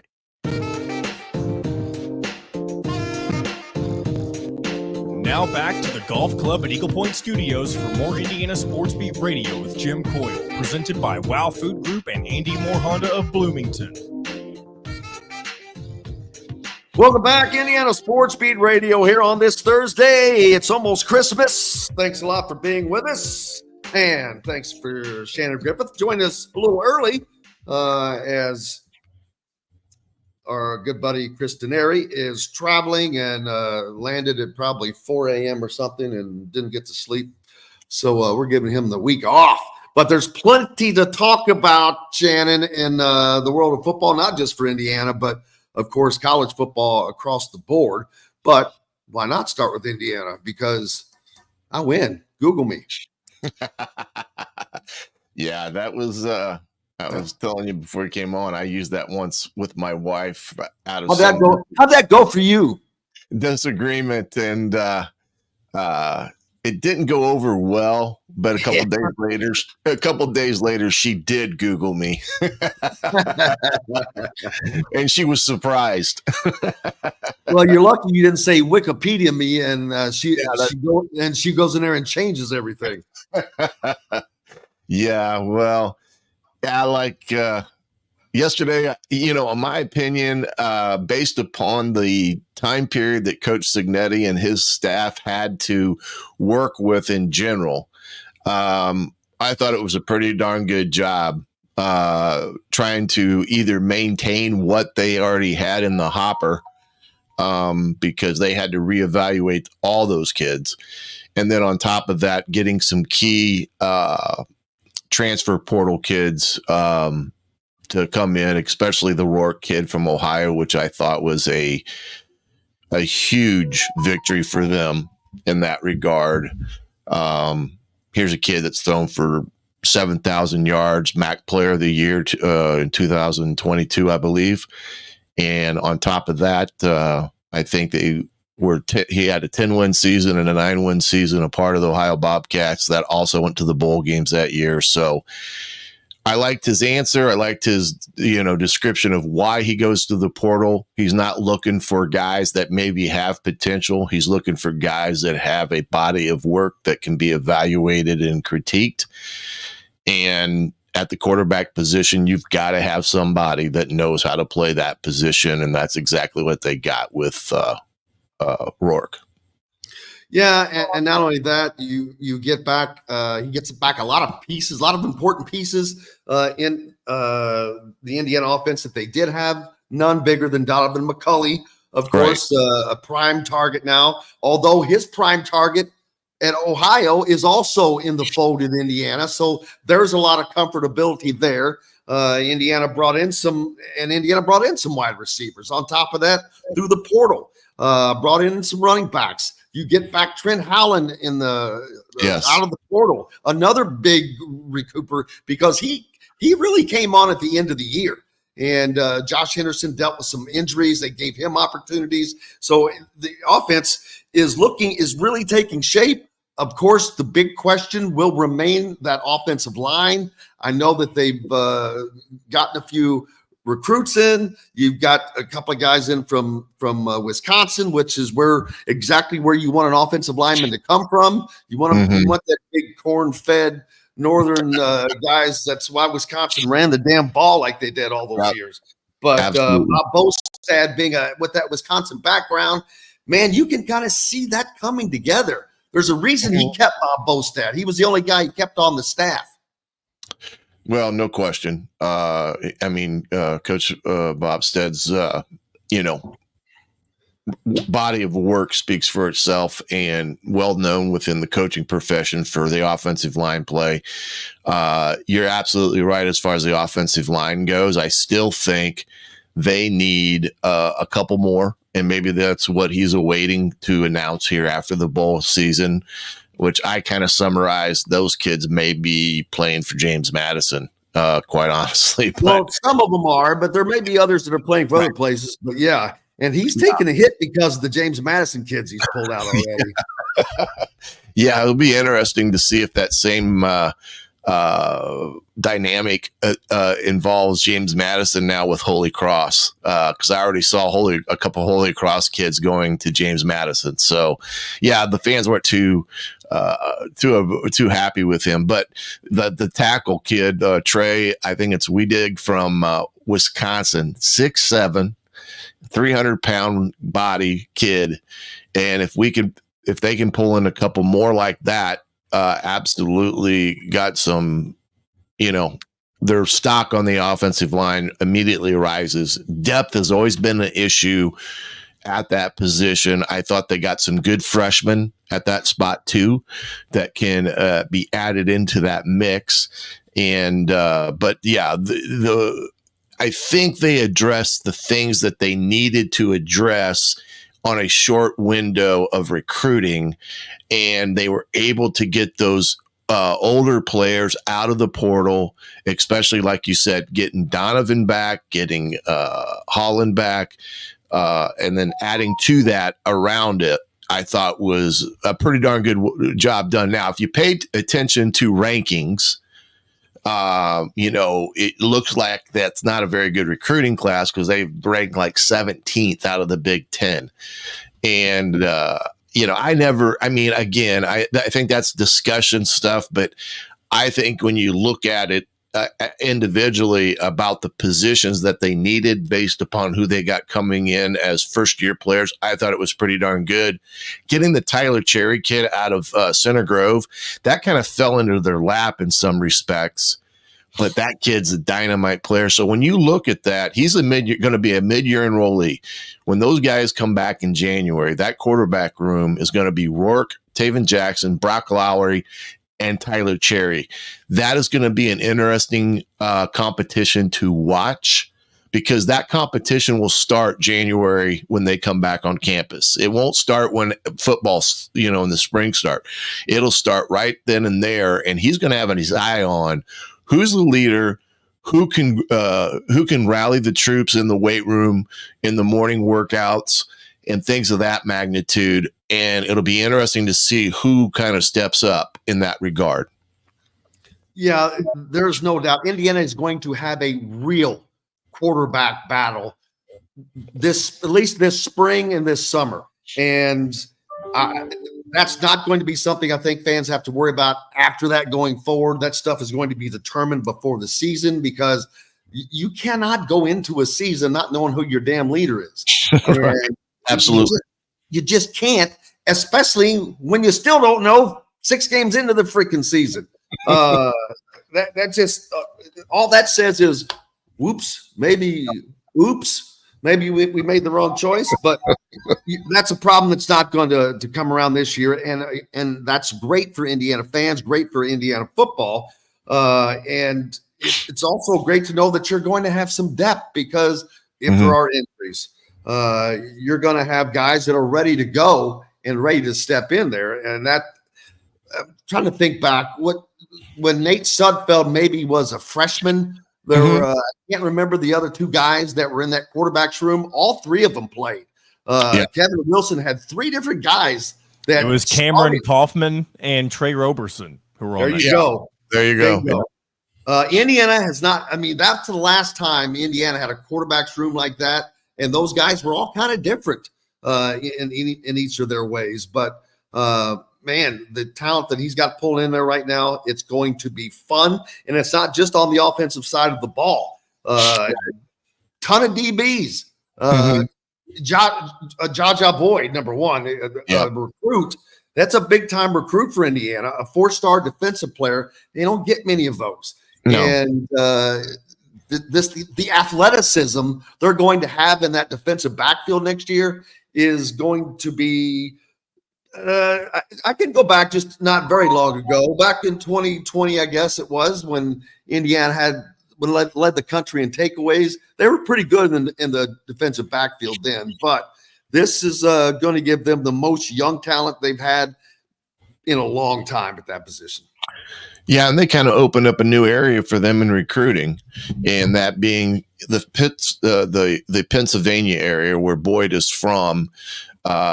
He's one of those kids that can be that shutdown corner you need outside there that can go one-on-one and lock up some people. But the other thing is when you talk about the competitiveness of a different rooms, the wide receiver room is going to be ultra competitive. I mean, they brought in some really good, talented receivers, like you talked about. Keshawn Williams, Miles Price, those two kids are going to be pretty dynamic players. You got the Cross kid, I believe, as well. That's the gentleman from Ohio U. So that's going to be a great wide receiver room. And of course, the running back room is going to be a very competitive room. And, as a former coach, I mean, that's when you recruit, that's what, whether you're trying to get older players, via the portal or whatever, you're looking to create a room where there is big time competition because it prevents complacency by the kids that are overly, talented. If you bring in talented players, it takes that complacency right out of the equation for that room, because you've got 4 or 5 guys that are competing against you for the biggest part of playing time. And so with that being said, that's what I think he was able to do, because that was one of his quotes about, winning, battling every day to keep complacency out of the equation. And I think he's done that with some of these portal guys that he's able to brought into the mix this year. Without question. We've got to take a break. Shannon Griffith is with us, and we're talking college football signings as the National College Football Signing Day has come and begun. It's open for another day, right? Yeah, I think they've got a few, and then it goes on.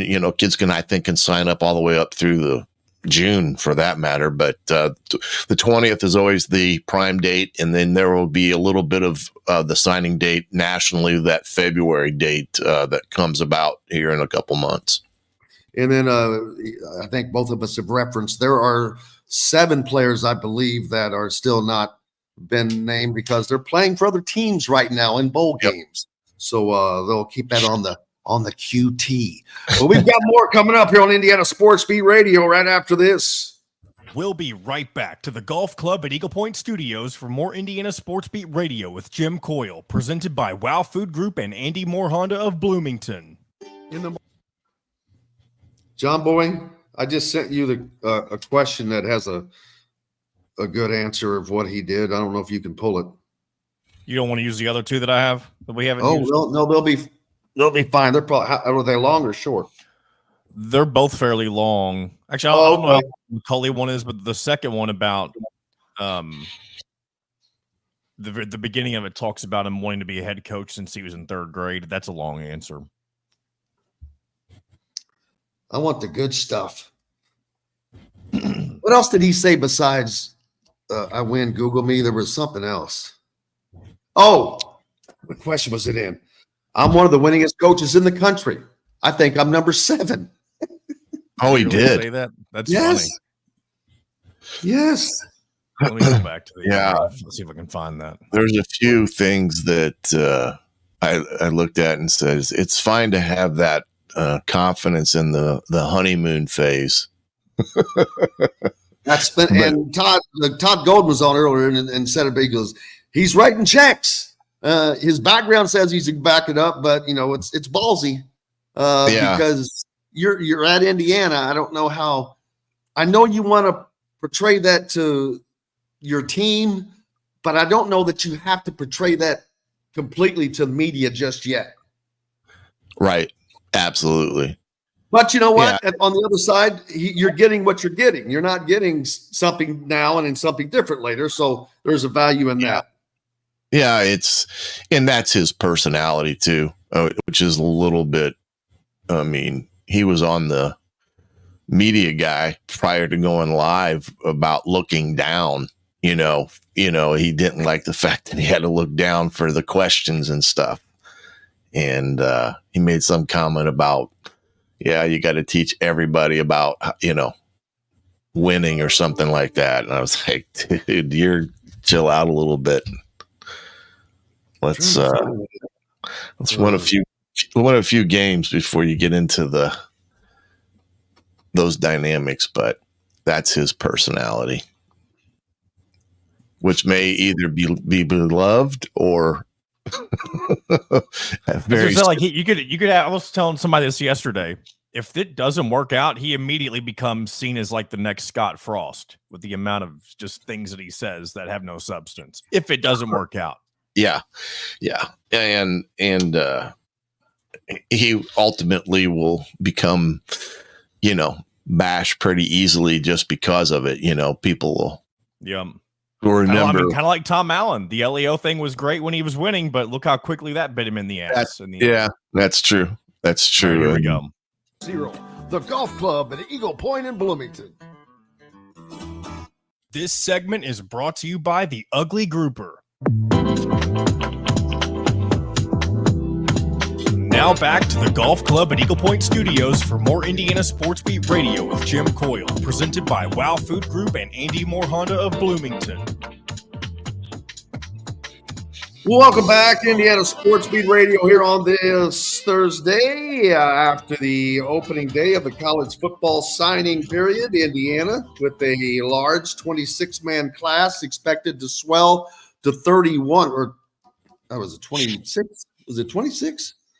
Let's see. I believe 24 or 26. 24. I think 24 because they're expecting 7 more. Yeah, 24. That will not be announced until after the bowl season because all 7 are transfers.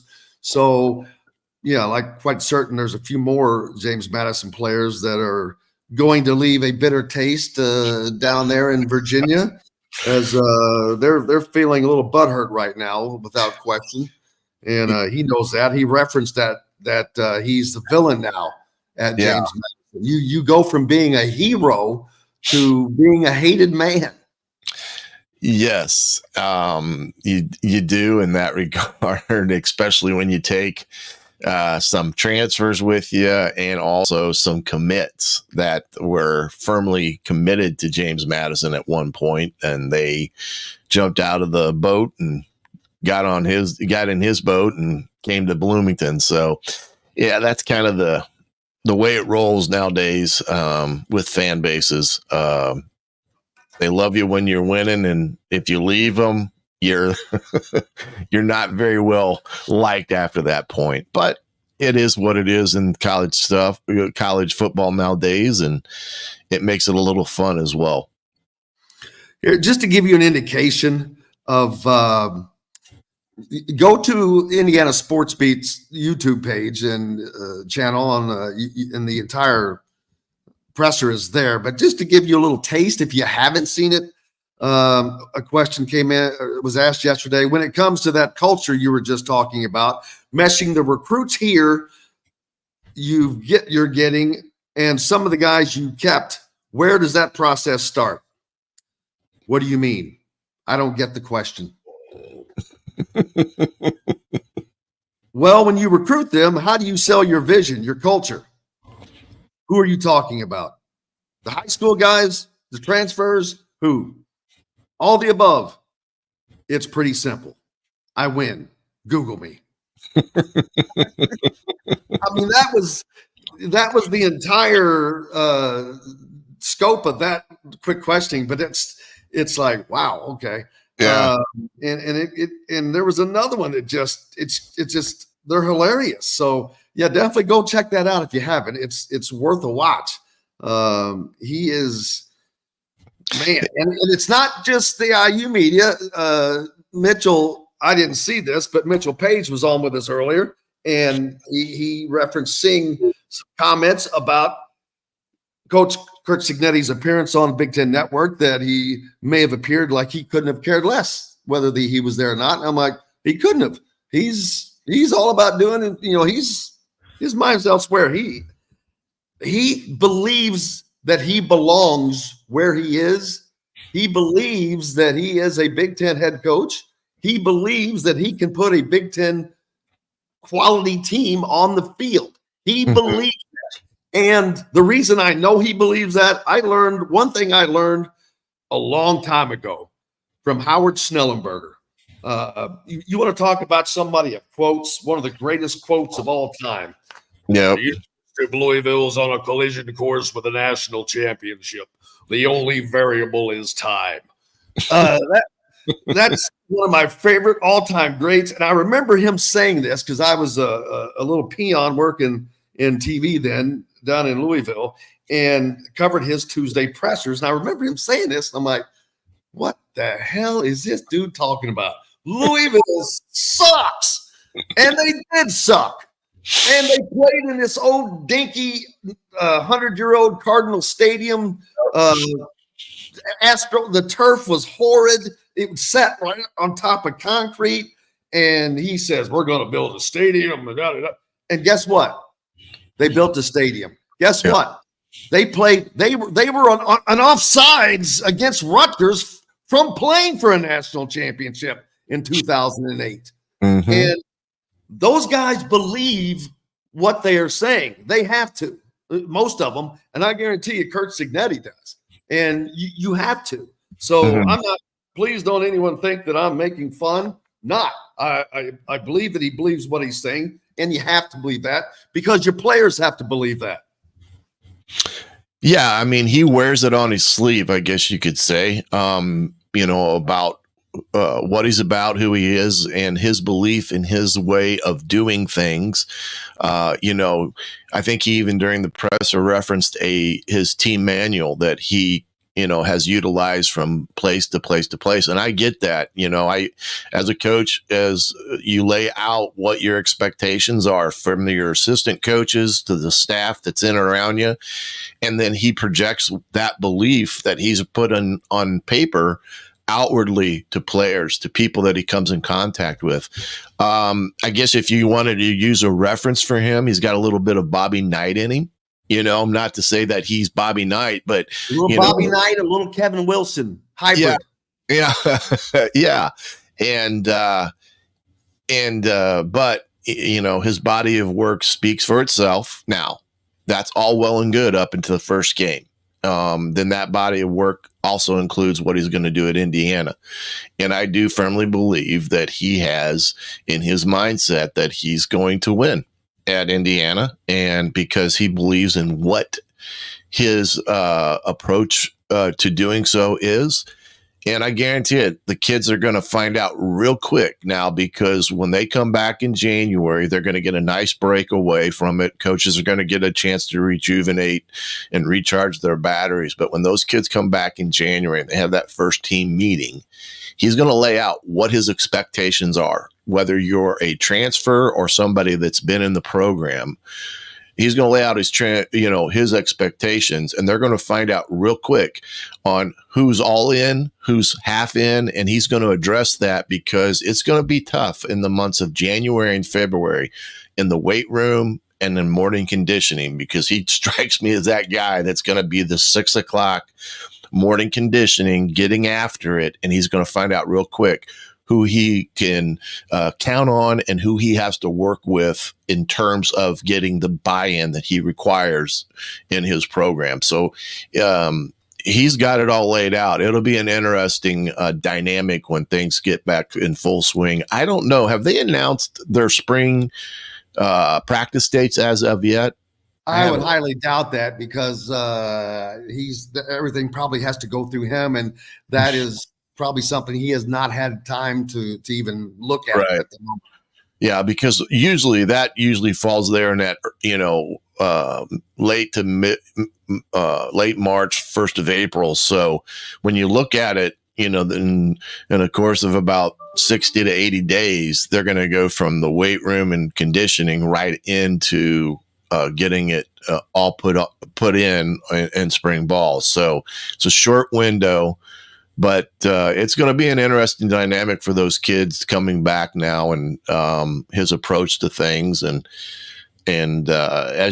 like you said, it's going to be fun. I mean, it's going to be fun to listen to it, how he, describes the team in his eyes and how it comes, how he sees it versus how maybe somebody else sees it. But there's definitely no mixed signals as it pertains to how he believes he's a winner. And looking at Indiana's schedule, yeah, there's no reason to not think that, and I don't want to be, they're going to go with 8 and whatever, blah, blah. Right, I'm not getting on that train. But there is absolutely no reason Indiana fans cannot, I don't want to say expect their team to be in the hunt for a bowl game at the bare minimum. Mm-hmm. Well, you've got eight home games, which is, virtually unheard of in this day and age in terms of, how schedules rolled out. So he's walking into having 8 home games. Now, sometimes while that may be viewed as a positive, sometimes coaches look at that and say, it's nice to have home games, but at the same time, there can be a lot of distractions as it pertains to playing at home versus playing on the road. But he's got, right there in front of him, that dynamic. Now you also got to, look at it from the standpoint, you've got a different mix of teams coming into the Big Ten now. You got UCLA, Oregon, Washington, USC that comes into the mix. And that just creates another dynamic that takes a whole new meaning to the Big Ten, the Big Ten now with all these teams coming in.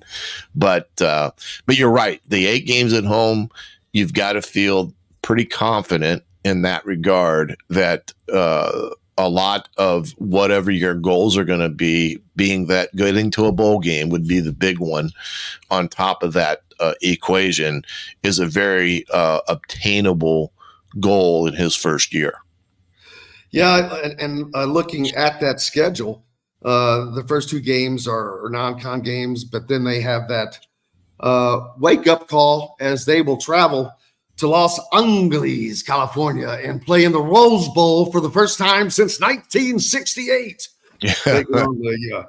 Chip Kelly and the UCLA Bruins, who just finished their season off with a big-time bowl win themselves. Yeah. So they're going to be – I don't know what their team's going to be like next year, but I would imagine that you're not going to be doing too badly when you come off of a bowl win. And I think they ended up winning 8 games this year, or at least in a badass Pac-12 conference. Mm-hmm. Yeah, the Pac-12 this year was a very competitive conference, more so than I think I've ever seen top to bottom. And you respect the fact that Washington did what they did because of the talent-rich nature that the Pac-12 had this season. Yeah, as you look at the schedule, I'm just love to play with this stuff because you can, but I'm going to say, all right, they lose in Los Angeles. It's a road trip. It's hard, blah, blah, blah. You can still, you get Maryland back in Bloomington. You can still be 3-1 after your first 4 games with a game at Evanston, which winnable. Here's a tough game it's going to be, and one you look forward to. Nebraska in Bloomington. That Nebraska is getting better. Matt Rule has done it. I'm trying to think. Michigan, Ohio State. I know that Penn State, good recruiting classes. I'm trying to think if Nebraska's up there as far as their recruiting class. They came in. They came in at 6th overall in the recruiting rankings, And yeah, he's a couple years more than in his redevelopment of Nebraska, and he's done a tremendous job. We talked about they have 8 home games, but some of those are going to be tough. Washington, Michigan. So, yeah, going to be fun, man. But I cannot thank you enough as always. That's a lot of fun stuff to talk about. We'll have plenty of more as this continues to go forward. The fact that we're talking about Indiana football during basketball season with so much positivity is rather shocking, to be honest with you. Yeah. Even with the changeover in staff, I've never seen the amount of coverage with all this for our new coach coming into Indiana, like you said, in the middle of a basketball season. And I think it's a neat thing, and I hope it keeps going because the kids there deserve it in that regard because there's some really good ball players. Well, and let's hope that they do because I think that Memorial Stadium could be a fun place to be on Saturdays. Absolutely, it's a beautiful Shannon, place. I know you've got some filling in to do at the fan coming up on 1380 there in Fort Wayne, right? Yeah, today and tomorrow I'm coming out of the bullpen, and as we speak, and sorry about my phone going off because that was the producer trying to send to me what's going on today. So I'm trying to catch up on what I got to prepare for. Well, the good thing is the folks up in Fort Wayne just keep it on 1380 because the Sports Rush follows Indiana Sports Beat Radio. Absolutely. That's going to wrap up for us today, man. Shannon, thank you a lot. Appreciate you. Appreciate you too, buddy. You bet, man. We'll see you next week. Big thanks to Mitchell Paige, my man, Mitch. Merry Christmas, Mitch. Todd Golden from CNHI Papers, Tyler Smith from thehoosier.com, and, of course, Shannon Griffith from the Tailgate Podcast, as well as the fan up in Fort Wayne. Tomorrow we are back, John Boy, with whom? I still need to finalize that. I know we got Tyler Harris. I believe Bob Kravitz will be back with us, and a few others. Maybe our friends from Boiler Upload. We'll see what we can get together for us. All right, buddy. We're looking forward to it. You guys go out and have yourselves a nice day. And until the next time, I'm Jim Coyle. I will see you on the radio. Thanks for listening to Indiana Sports Beat Radio. Be sure to subscribe to our YouTube page for more clips and team coverage of Indiana basketball, football, and more. You can also find full episodes and tons of other content on thehoosier.com. We'll see you next time for another edition of Indiana Sports Beat Radio.